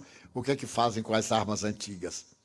Vão para a Colômbia, vão para os países da África, nesse comércio nefando das grandes nações, protetoras da paz e fomentadoras da guerra. Então nós vimos, com todo respeito, não é nossa área política, mas uma análise. Nós vimos os Estados Unidos querer implantar a democracia no Oriente. É um sonho. Uma cultura de 5.000 anos, como era a antiga Pérsia, hoje o Irã. Uma cultura como a do Iraque, 5.000 anos. A antiga Babilônia, a antiga Síria. Não pode ter liberdade democrática por causa das ditaduras multimilenares. E depois, vocês estão obrigados a ser, a partir de agora, democrata. Mas se a democracia é a liberdade de escolha, como é que eu posso obrigar a pessoa a ser livre?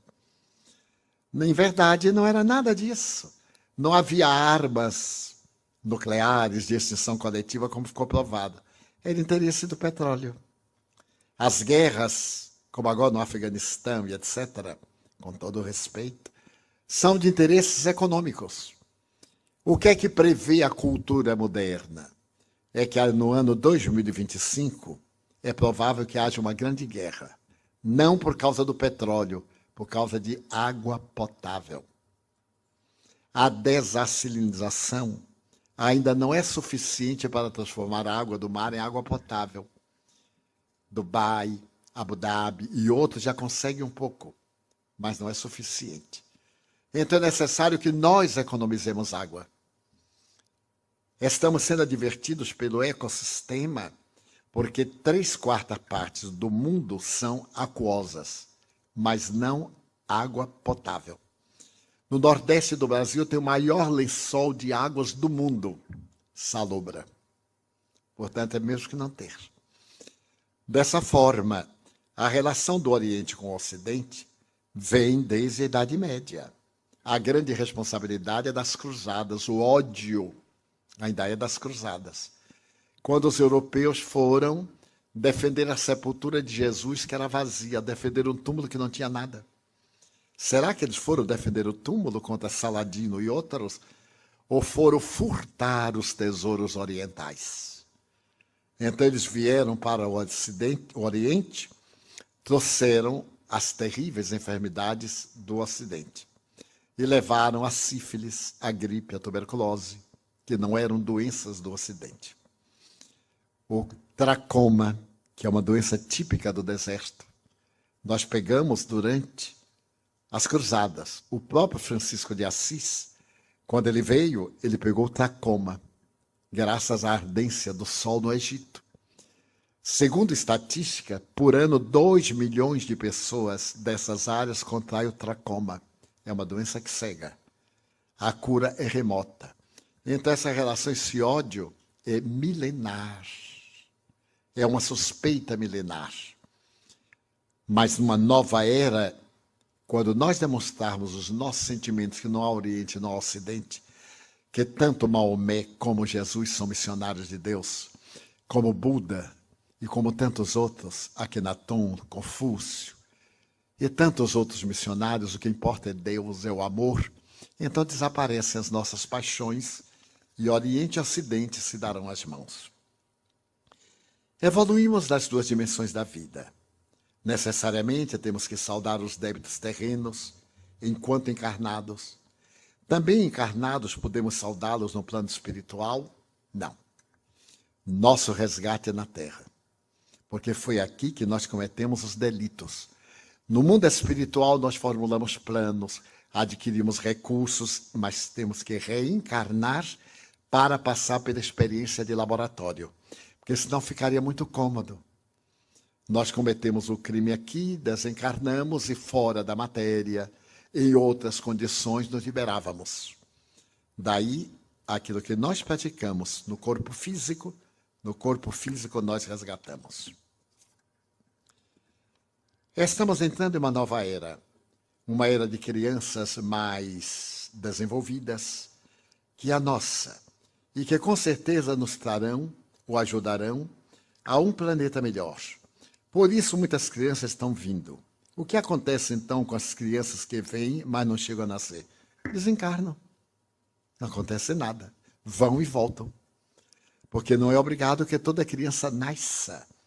Há uma série de fatores. O espírito arrepende-se, como está no livro dos Espíritos. Vem a gestação, o espírito escolhe uma prova.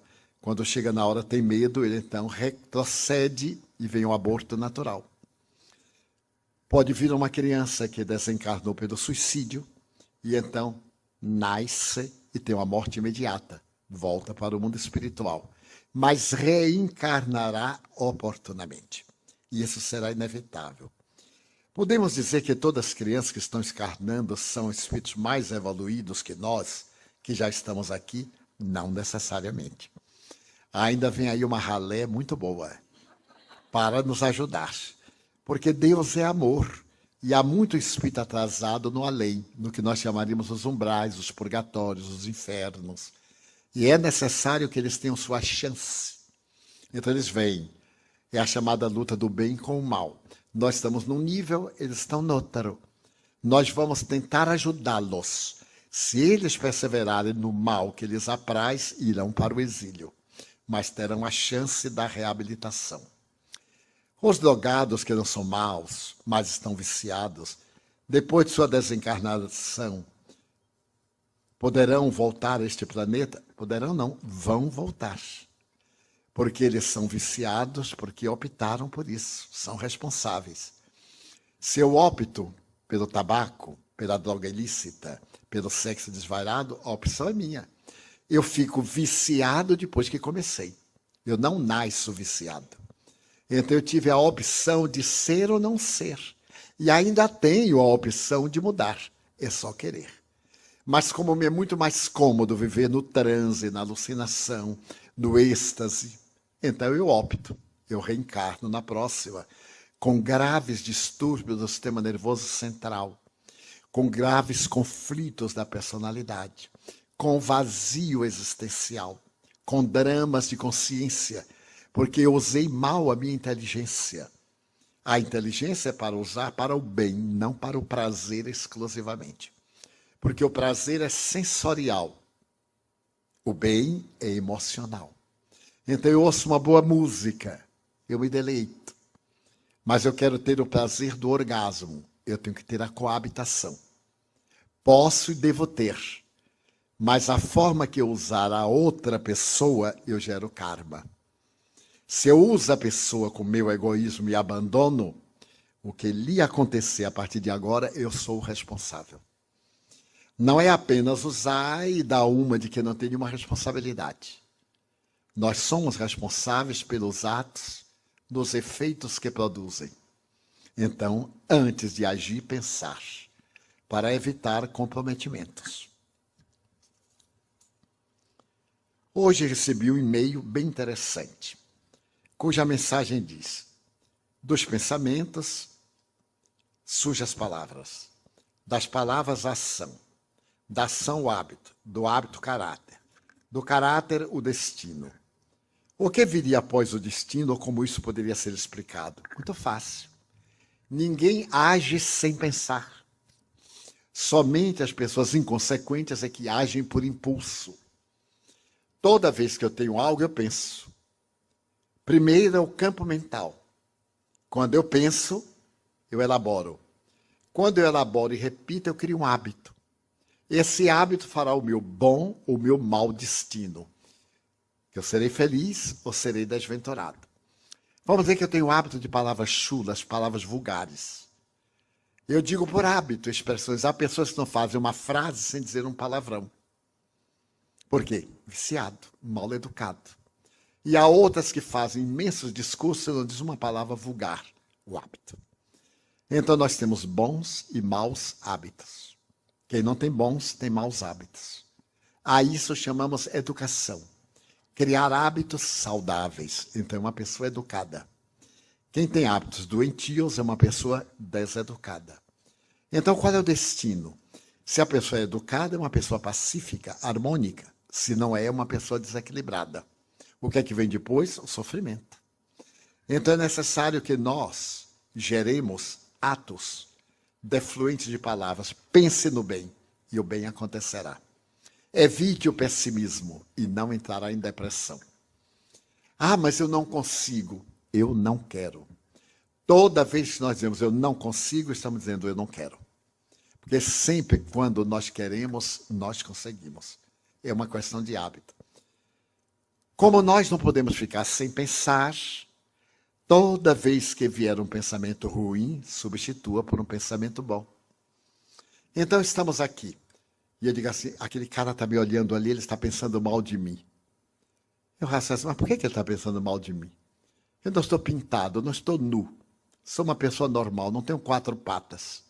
Então não vejo por que isso. Não, ele está me olhando porque ele está tentando me reconhecer. Aí eu vou rir para ele. Aí eu olho. Acabou-se o problema. Então, toda vez que vier um pensamento ruim, põe um pensamento bom. Os psicólogos dizem que durante o dia nós temos 95 mil pensamentos. Eu não sei como é que eles contaram. 95 mil. 90 mil repetitivos, depressivos, pensamentos viciosos, negativos. E isso nas pessoas normais. Nos anormais, 95 mil pessimistas. Temos aí uns 3 mil pensamentos mais ou menos. E alguns pensamentos bons. Vamos reverter a ordem. Vamos cultivar os pensamentos bons o máximo de tempo. Não é ser santo, não. É pensar coisa boa. Porque o prazer de pensar coisas negativas é um prazer mórbido, é um costume, é o hábito de querer ser infeliz. Eu encontro pessoas que têm tudo para fruir de uma vida agradável e que fazem tudo para ser antipáticos. Até nós no Brasil temos esse ditado: se a gente pode complicar, para que facilitar? E aí vive complicando a vida. Eu, por hábito, não reajo, por hábito. Algumas vezes escorrego, mas por hábito não reajo. E certo dia eu ia caminhando e veio uma pessoa, deu uma trombada em mim e me derrubou. E ainda me olhou com raiva. Eu digo assim: desculpe estar na sua frente. Eu não previ que via um trator sem freio. A pessoa desarmou, né? Porque me derruba e ainda tem razão. Desculpe eu estar na sua frente. Se eu tivesse previsto, eu deixava o trator passar. E como eu disse em palestra anterior, quando me pisaram no pé aquela montanha, eu digo: não está sentindo uma coisinha fofa embaixo do seu pé? Ah, estou. É meu pé. Tire a sua pata de elefante. Aí eu dei uma patadinha. Tire a sua pata de elefante de cima do meu pé. Então, é sempre bom cultivarmos pensamentos bons. Ah, mas eu não tenho jeito. Leia. Tem ali o livro Vida Feliz. Não é propaganda, não. É anúncio. Como eu tenho um amigo que trabalha com imobiliária, né? Então eu já peguei o hábito de vender. Leia uma frase e durante o dia pense nessa frase. Abra o Evangelho segundo o Espiritismo. Se não é espírita, abra a Imitação de Cristo, que é uma obra da Idade Média, uma obra notável, de Tomás de Kempis. Leia uma frase e durante o dia pense naquela frase. Eu diariamente leio uma questão do Livro dos Espíritos de Allan Kardec. Há 58 anos que eu leio todo dia. Hoje, com o iPad, eu acho chiquérrimo, né? Então é só clique, aí eu olho. E durante o dia eu fico pensando. Vem uma coisa, vem outra, eu volto. Então não há tempo para me aborrecer. Se a coisa me aborrece, eu digo: estou perdendo meu tempo. Aí eu volto o pensamento. Porque o fato de ficar aborrecido não resolve o problema, piora. Então aconteceu o problema, eu digo: deixa para lá, vai resolver. E daí a pouco ele se resolve. Então é muito fácil encontrar a nossa plenitude. É somente buscar. É possível passar uma encarnação com obsessão sem saber e saber somente quando passamos para o outro lado? É sim. Há muito mais gente obsidiada do que pensa. Porque nós vivemos num mundo de vibrações. Os semelhantes se atraem, os contrários se afastam. É uma lei da física. Todo semelhante se atrai. Vivemos em sintonia. Se eu tenho uma vida depravada, eu vivo cercado de espíritos vulgares, então eu sou um obsidiado. Se eu tenho uma vida saudável, eu sou inspirado por espíritos bons, então eu sou um inspirado. Estamos sempre assessorados pelos espíritos. Mas não é tese do espiritismo, não. É o apóstolo Paulo que diz: há uma nuvem de testemunhas. Essa nuvem é de desencarnados. Muitas vezes a pessoa é vítima de temperamento hostil, temperamento rebelde, reações contínuas, ressentimentos, ciúmes desordenados, paixões, e são influenciadas por espíritos maus que se comprazem na prática do mal. O que fazer? Ore mais. Medite um pouco. O dia tem 24 horas. 10 minutos para você o você interno, 10 minutos. Ah, eu não tenho tempo durante o banho. Já que está ali tomando banho mesmo, fico pensando na coisa boa. Durante a hora que faz a barba, ou que cultiva a barba, que penteia o cabelo, ou que não penteia o cabelo. Sissi, a imperatriz da Áustria, que é tão bela, demorava 3 horas sendo penteada. As amas penteavam-na para botar joias 3 horas. E ela era uma jovem tão inteligente, era a imperatriz da Áustria, aproveitava essas 3 horas do penteado para aprender francês. Então a mestra de francês ficava dialogando com ela enquanto as amas penteavam-na. Então ela fazia 2 coisas de uma mesma forma. Nós poderíamos ganhar o tempo.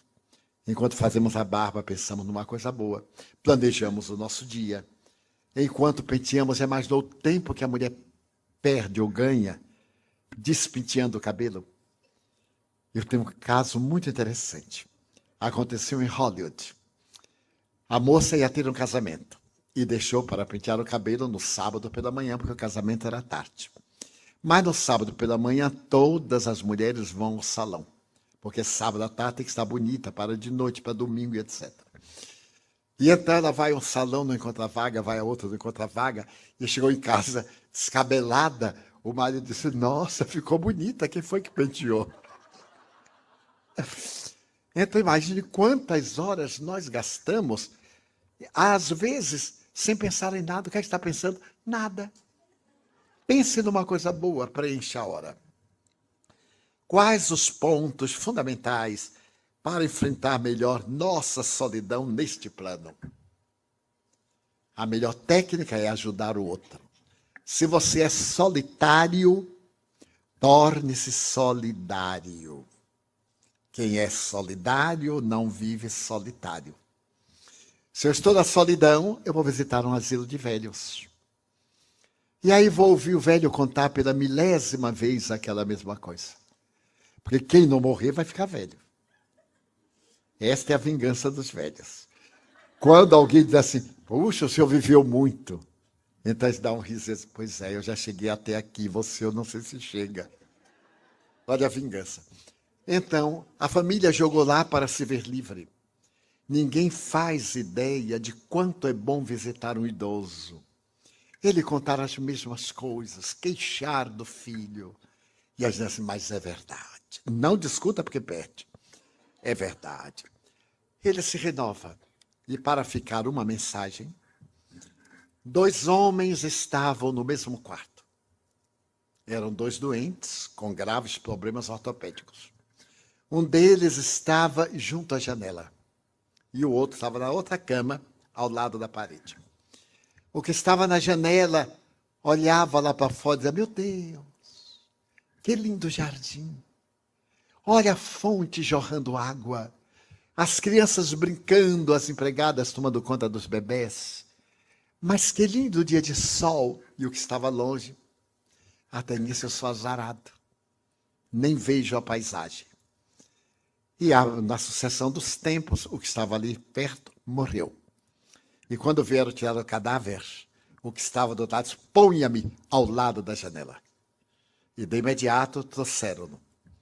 Quando os enfermeiros saíram, ele levantou e olhou. Quando ele olhou, era um muro. Não tinha nada. O outro olhava a beleza que gostaria de ver lá fora. Todos nós temos beleza interior. Não permitamos que os muros da vida criem dificuldade. Na vida de todos nós, poderemos ser o muro que impede a passagem, ou ponte que liga a criatura de um extremo ao outro. Não pode haver nada melhor do que ser ponte, porque o mundo está cheio de muros e de paredes. Como é o nosso último encontro público, desejamos agradecer a Glória Caloroi, sua equipe, aos trabalhadores da Casa dos Franciscanos, do Joana de Cusa, agradecer a gentileza de todos que realizaram este magnífico trabalho, dos que são generosos, levando-nos, trazendo-nos, e principalmente dos senhores, sem cuja presença não teríamos oportunidade dessas reflexões.